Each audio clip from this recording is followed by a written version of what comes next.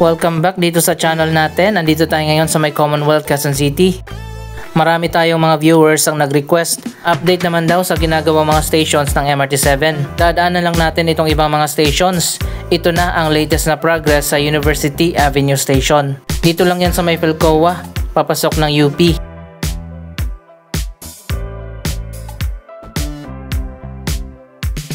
Ang station dito ay underground, yung concourse level at yung platform level. Kaya naman dito sa taas parang auditorium lang yung makikita natin, yung dadaanan papunta sa concourse level.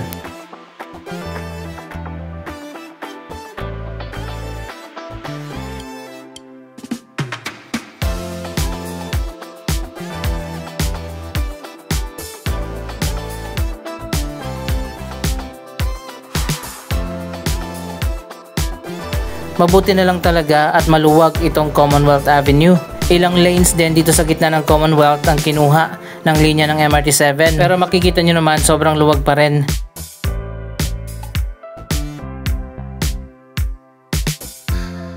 Andito naman tayo sa Tandang Sora Station. Mapapansin nyo naman kakaiba yung station dito, parang kalahati lang. At ito na nga yung elevated walkway na dadaanan ng mga commuters papunta dyan sa station. Ayan, meron na palang canopy o bubong itong elevated walkway.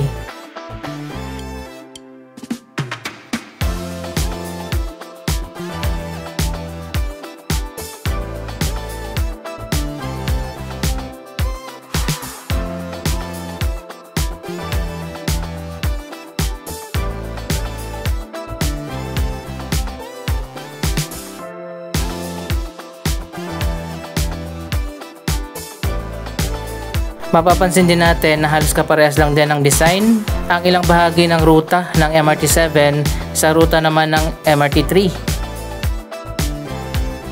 Ang mga footbridge pala dito sa may Commonwealth, nilagyan na ng mga canopy at yung gitnang bahagi ay tinaas kasi nga dadaan dyan yung tren ng MRT7. Wow, mukhang sinwerte tayo, nakita natin itong test run ng mga tren ng MRT7. Ayan, makikita nyo naman tuloy-tuloy na nga yung pag-testing ng mga tren dito sa linya. Matagal nang dumating dito sa ating bansa ang mga tren ng MRT7 at nailipat na nga ang lahat ng mga bagon doon sa depot.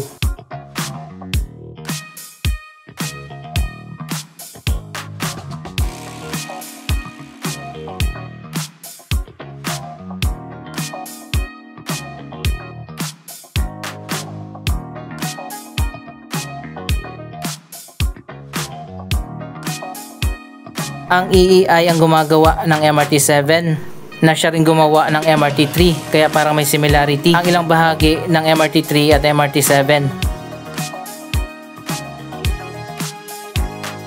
Ang disenyo lang ng mga station ang naiba.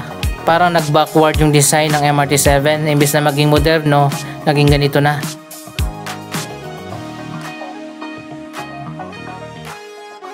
Andito na tayo sa Don Antonio Station.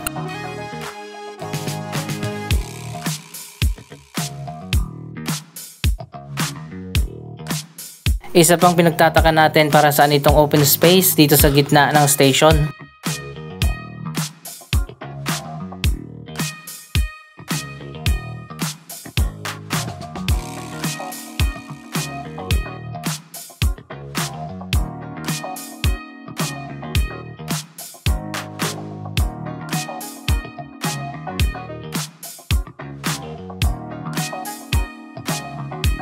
Ayan guys, katulad nito parang sa MRT3 talaga yung design.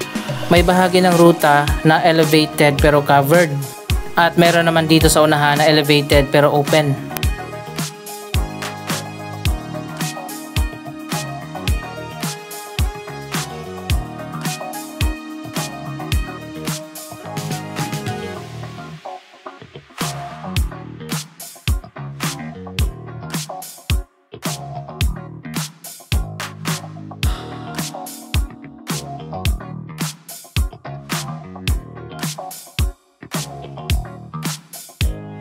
Andito na tayo sa Batasan Station.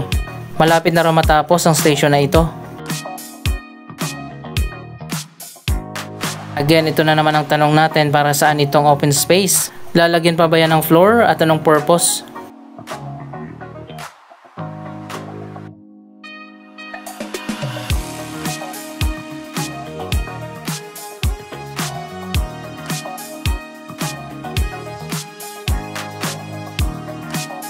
Iba't iba yung disenyo ng ruta ng MRT7, katulad din sa iba pang mga railway line. Merong elevated, meron ding nasa underground, at meron ding nasa ground level.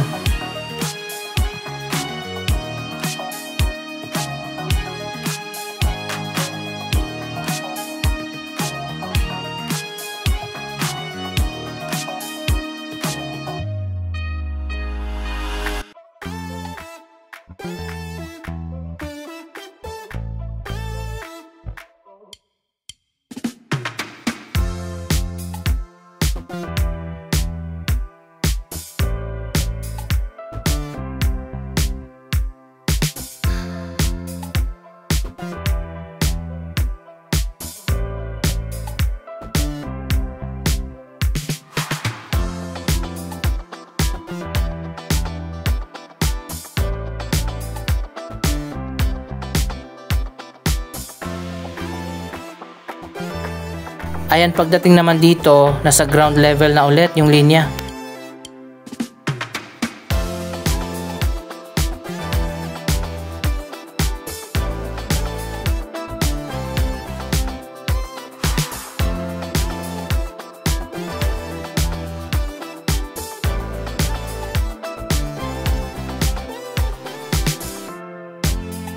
Andito na tayo sa Manggahan Station. Ayan, makikita din natin, iba naman ang design ng station dito. Nasa gitna at nasa labas yung mga ramp o mga hagdanan na dadaanan ng mga commuters.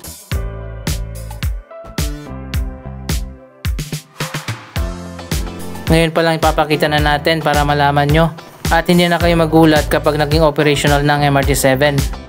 Kapag galing ka dyan sa taas at sasakay ka ng tren, bababa ka dyan, paikot-ikot ka hanggang makarating ka sa platform.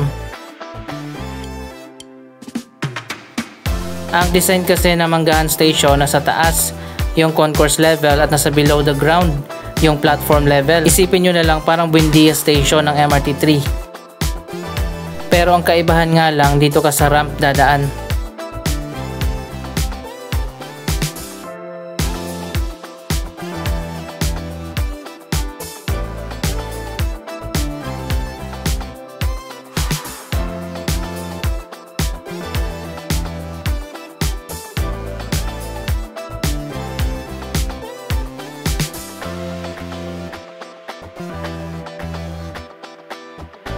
Inaasahan naman na magiging operational ang 12 na mga stations ng MRT7 sa year 2027. Delayed naman ang dalawang station, ang Tala at ang San Jose del Monte Station, 2028 at 2030.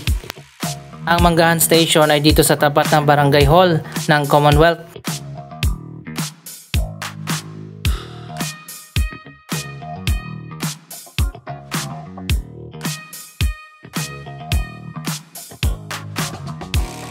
Saan kaya dadaan yung hagdanan dito?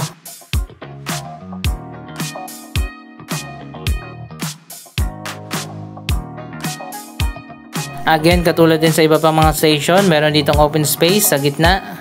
Pwede yan lagyan ng floor o concourse level at gawing commercial area.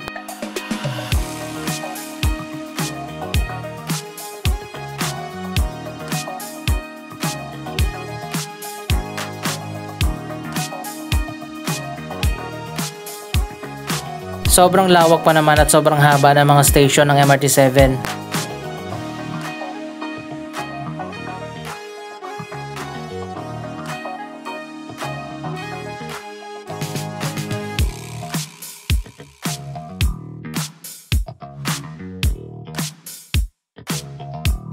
Dito naman sa kabila, ito na yung elevated walkway na dadaanan ng mga commuters. Ang footbridge nga pala dito ay tinaan sa ilalim, papasok ng station.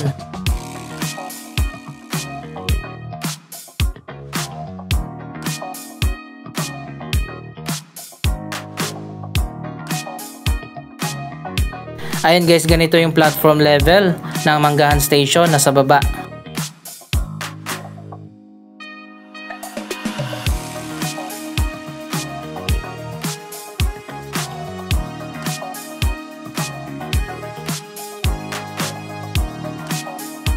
Ayan, makikita nyo naman yung ramp, doon ka dadaan, papunta dyan sa gitna. Pero magkakaroon din naman siguro ng hagdanan dito sa gitna, o di kaya escalator, elevator. Parang Buendia Station talaga ng MRT3. Ito naman yung kabilang side.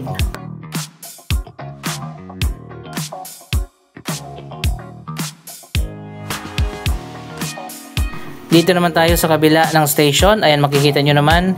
Ito na ang elevated walkway na connected na dito sa ramp.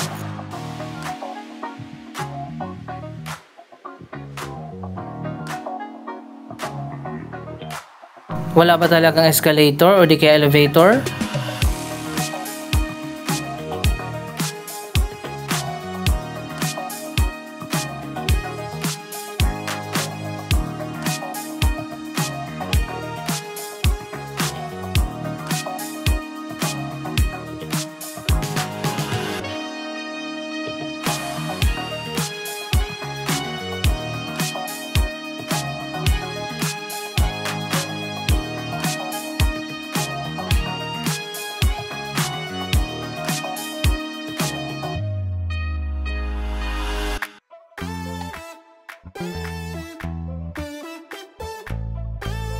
Ayan, ilang ikot yan, mga 6 na beses bago ka makarating dito sa taas.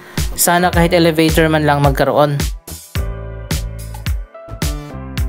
Dito naman sa kabila, covered naman yung elevated walkway. Iba-iba nga yung design ng bawat station.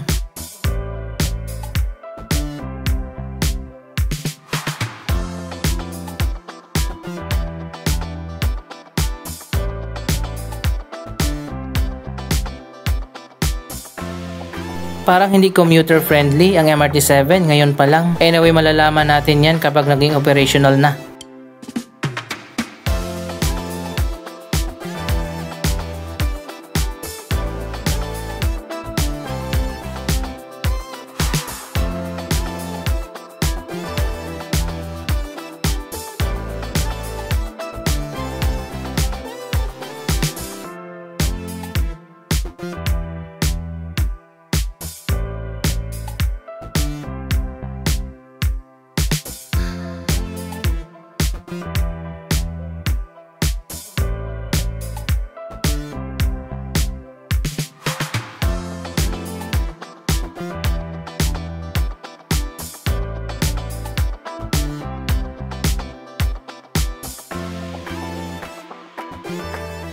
Sobrang taas pala nitong mga ramp.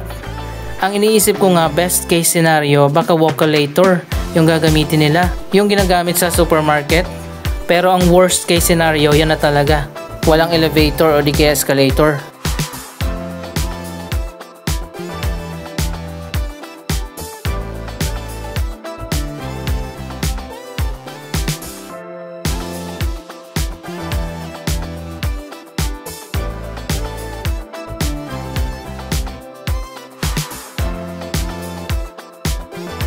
Kabilang dulo naman tayo ng Manggahan Station. Ayan, dun sa kabila, gawa na rin yung ramp na dadaanan ng mga commuters.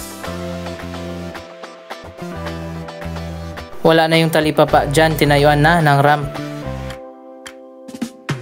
Bakit ayaw nila ng normal na hagdanan? Ang Shaw Boulevard MRT nga inaakyat pa rin kahit sobrang taas.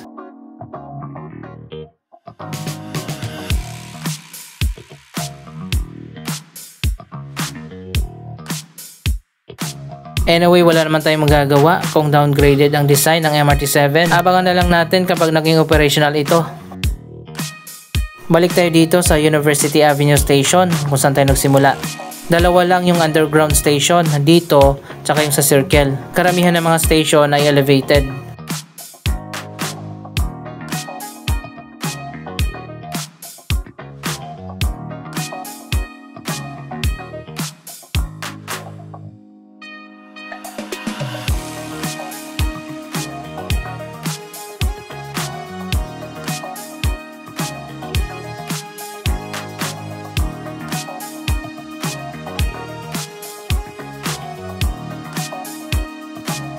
Anong masasabi nyo sa proyektong ito? Mag-comment lamang dyan sa baba ng inyong mga reaksyon. Maraming salamat sa inyong panonood. Huwag kalimutan na i-like, i-share ang video ito at mag-subscribe. Thank you for watching!